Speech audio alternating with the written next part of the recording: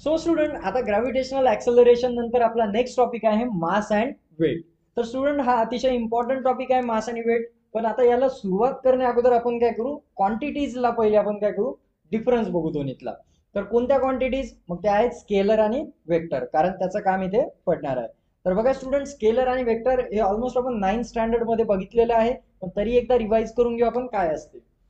तर बघा, scalar scalar quantity आणि दुसरी क्वांटिटी जी आहे ती आहे वेक्टर क्वांटिटी. Vector quantity. आता ह्या ज्या दोन क्वांटिटीज आपल्याला दिलेल्या आहेत, तर याच्यामध्ये डिफरन्स काय, याचा मिनिंग काय ते बघू. आता स्केलर क्वांटिटीची डेफिनेशन जी आहे सगळ्यात पहिली ती लिहून घेऊ. The quantity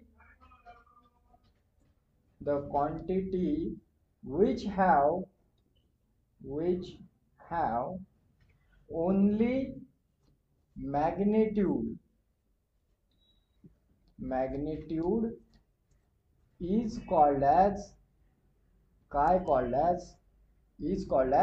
scalar quantity. ठीक आहे स्टुडंट्स, तर याला आपण स्केलर क्वांटिटी म्हणतो. पण ही झाली डेफिनेशन. आता हिला एकदा समजून घेऊ. The quantity which have only magnitude. आता मॅग्नेट्यूड हा जो वर्ड आहे, तर मॅग्नेट्यूड म्हणजे काय असते? मॅग्नेट्यूड म्हणजे जर आपण मराठी भाषेत म्हटलं तर त्याला विशालता असं म्हणतात. विशालता म्हणजे काय, तर ती एखादी गोष्ट किती मोठी आहे आणि किती छोटी आहे हे डिस्क्राईब करणारा वर्ड आहे मॅग्नेट्यूड. तर उदाहरण बघू याचं एक्झाम्पल. बघा, तुमच्या घरी जर तुमच्या आईने तुम्हाला किराणा दुकानवरून साखर आणायची सांगितली, तर आता तुम्ही काय करता, घरून तुमची आई म्हणते जा साखर घेऊन ये. तुम्ही दुकानावर गेल्यानंतर काय करता, दुकानदाराला म्हणता मला साखर द्या. पण दुकानदार विचार करतो किती साखर द्यायची.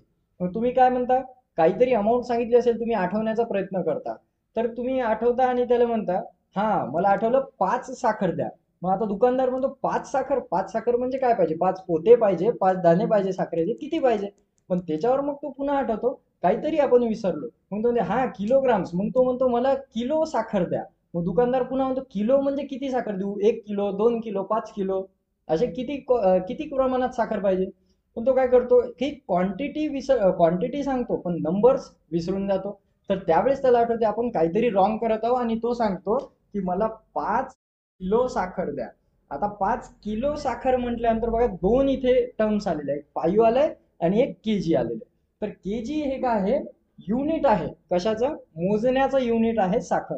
पण आता साखर सोबत जेव्हा हा नंबर आला त्या युनिट सोबत 5, तर हा 5 काय डिनोट करत आहे, किलोग्राम्सला व्हॅल्यू देत आहे. म्हणजे 5 किलो साखर पाहिजे, तेव्हा दुकानदाराने बरोबर मोजून 5 किलो साखर दिली. म्हणजे हा जो नंबर आहे हा आहे मॅग्नेट्यूड. आलं लक्षात? आता मॅग्नेट्यूड काय असते, मी जर म्हटलो 10 किलो साखर, तर आता दोन गोष्टीत जर का आपण कम्पेअर केलं तर कोणती मोठी आहे याच्यामध्ये, ऑब्व्हियसली 10 किलो साखर. कशावरून सांगितलं तुम्ही, नंबरवरून. म्हणजे तुम्हाला काय कळालं की हा 10 जो नंबर आहे हा मोठा आहे 5 पेक्षा, म्हणून 10 ही जी क्वांटिटी आहे 10 किलो ही मोठी आहे. राईट? म्हणजे ही मोठी आहे आणि ही छोटी आहे, यालाच आपण म्हणतो मॅग्नेट्यूड. आणि हे कळालं आपल्याला नंबर्स वरून. म्हणजे जे नंबर्स असतात युनिट सोबत त्याला म्हणतो आपण मॅग्नेट्यूड. आलं लक्षात? म्हणजे जेवढे नंबर इम्पॉर्टंट आहेत तेवढेच युनिट सुद्धा इम्पॉर्टंट आहेत. आता आपण काय करू, जसं आता हे तुम्हाला कळालं, मग आता याच्या एक्झाम्पल्स काय काय ते बघा. स्केलर क्वांटिटीचे एक्झाम्पल जसं की मास. आता मास म्हटल्यानंतर तुम्ही तुमचं मास मेजर करायचं 50 किलो आहे.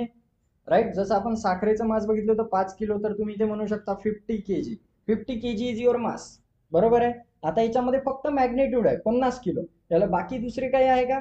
काहीच नाही. याला डायरेक्शन आहे का, उजव्या दिशेने 50 किलो, डाव्या दिशेने 50 किलो, असं काही नाहीये. फक्त मास आहे 50 kg. त्याच्यानंतर जर स्पीड म्हटलं तर स्पीड सुद्धा it is a scalar quantity. 50 metre per second हा स्पीड आहे. 50चा स्पीड, 60चा स्पीड, 100चा speed, it is only a magnitude, it is a speed. त्याच्यानंतर दुसरं बघितलं डिस्टन्स. आता डिस्टन्स जर मेजर केलं तर डिस्टन्स 50 मीटर, 50 किलोमीटर, 50 सेंटीमीटर, असे काही पण असू शकतात. तर हे झाले पूर्ण distance. It is a scalar quantity. याच्यात फक्त मॅग्नेट्यूड आहे, नंबर आहे. डायरेक्शन आहे का काही? बिलकुल नाही. आता याच्या व्यतिरिक्त अजून टेम्परेचर जर मेजर केलं, तुम्हाला ताप आली आणि तुम्ही टेम्परेचर मेजर करता, टेम्परेचर किंवा रूम टेम्परेचर मेजर करतात 24 डिग्री सेल्सिअस किंवा 54 केल्विन, असं जे केल्विन डिग्री सेल्सिअस, त्याच्यानंतर 400 Fahrenheit degree Fahrenheit degree kelvin, याच्यात सुद्धा आपण टेम्परेचर मोजतो. तर हे पूर्ण काय झालेत आपले मॅग्निट्यूड झाले, कारण इथे नंबर आहे. आपण असं म्हणतो का कधी की मला 24 डिग्रीची ताप आली आहे उजव्या दिशेने किंवा 50 डिग्री आज माझं टेम्परेचर आहे डाव्या दिशेने, असं आपण नाही म्हणत, कारण याच्यामध्ये डायरेक्शन नाहीये, फक्त काय नंबर आहे. राईट, आलं लक्षात आता तुमच्या कसं असते. आता स्केलर क्वांटिटी तुम्हाला समजलेली आहे. आता बघू वेक्टर क्वांटिटी काय. बघा वेक्टर क्वांटिटी म्हटलं तर याची डेफिनेशन अशी येते, the quantity which have magnitude as well as direction. The quantity which have magnitude as well as direction is called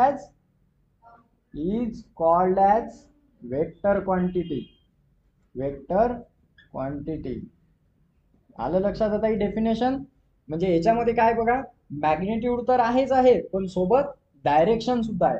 म्हणजे एखाद्या वस्तूला मॅग्नेट्यूड सोबत जर का डायरेक्शन मिळाली तर तिला आपण वेक्टर क्वांटिटी म्हणतो. आता कशी पहा, एक्झाम्पल जसं की तुम्ही आता व्हेलॉसिटी म्हणू शकता. Velocity which is a 50 metre per second. आता व्हेलॉसिटी जे आहे म्हणजे वेग होतो. आता वेग 50 मीटर पर सेकंड, पण तुम्ही असं सांगू शकता मी नॉर्थ डायरेक्शनने 50 किलोमीटर पर सेकंड ने गेलो, ही माझी व्हेलॉसिटी आहे. त्यानंतर डिस्प्लेसमेंट इक्वल टू, आता सपोज करा 55 किलोमीटर्स एवढी डिस्प्लेसमेंट आहे. ठीक आहे. सपोज आता पॉइंट ए पासून पॉइंट बी पर्यंत जर का एखादा व्यक्ती ट्रॅव्हल करतो, 55 किलोमीटरचं डिस्टन्स आहे, तर आपण याला काय म्हणतो, या ए पासून बी पर्यंत 55 किलोमीटर्स एवढं ट्रॅव्हल केलं. आता बघा याच्यामध्ये 55 जो आहे हा मॅग्नेट्यूड आहे आणि ए पासून बी पर्यंत जात आहे, म्हणजे एक डायरेक्शन पण आहे, म्हणून आपण इथे म्हणणार it is a vector quantity. आणि डिस्प्लेसमेंट जी आहे ती आपण यस ने डिनोट करतो, म्हणून याच्या डोक्यावर आपण वेक्टर दाखवणार. हा वेक्टर आहे डोक्यावर, म्हणजे ही काय वेक्टर क्वांटिटी आहे. तसेच व्हेलॉसिटी जर डिनोट करायचं डिनोट करतो, पण डोक्यावर वेक्टर देतो. तशाच प्रकारे बघा आता इथे मास होतं, तर एम इक्वल्स टू आपण असं लिहू शकतो, एम इक्वल्स टू 50 kg. याच्या डोक्यावर वेक्टर नाही देत आपण, कारण इथे फक्त मॅग्नेट्यूड आहे. तसेच स्पीड व्ही ने डिनोट करतात आणि डिस्टन्स हे एस ने डिनोट करतात. टेम्परेचर कॅपिटल टी ने डिनोट करतात. तर ह्या सर्व गोष्टी अशा असतात आणि वेक्टर मध्ये याच्या डोक्यावर असा ॲरो दाखवतात, तर याला वेक्टर क्वांटिटी असं म्हणतो. आता आलं लक्षात दोन्ही मधला डिफरन्स. तशाच प्रकारे आता आपण मास आणि वेट मधला डिफरन्स बघणार आहोत.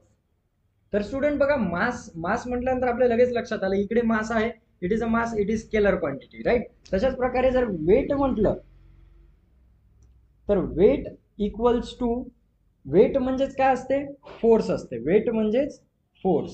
So weight equals to force. आता फोर्सचा फॉर्म्युला आहे मास इंटू ऍक्सलरेशन. मास आणि ऍक्सलरेशनचं मल्टिप्लिकेशन केल्यावर फोर्स भेटते. तशाच प्रकारे वेट आणि फोर्स इक्वल आहे, म्हणून वेट जर काढायचं असेल तर मास आणि ऍक्सलरेशनचं मल्टिप्लिकेशन करा. तुम्हाला वेट काढता येते एखाद्या वस्तूचं. तर हे झाली वेक्टर क्वांटिटी आणि हे झाली स्केलर क्वांटिटी. तसेच एफ जर दाखवायचं तर एफच्या डोक्यावर ॲरो दाखवतो आपण. वेट दाखवायचं तर वेट डब्ल्यू च्या डोक्यावर ॲरो दाखवतो. It is a vector quantity, कारण याला डायरेक्शन पण आहे. फोर्स लावतोय पण कोणत्या दिशेने लावतोय, तर हे डिपेंड आहे त्याच्या डायरेक्शनवर. So it is a vector quantity. आता एवढा डिफरन्स समजला. मास आणि वेट पण याच्यात आले. आता ऍक्च्युअल मास काय आणि वेट काय हे एकदा आपण प्रॉपरली बघू.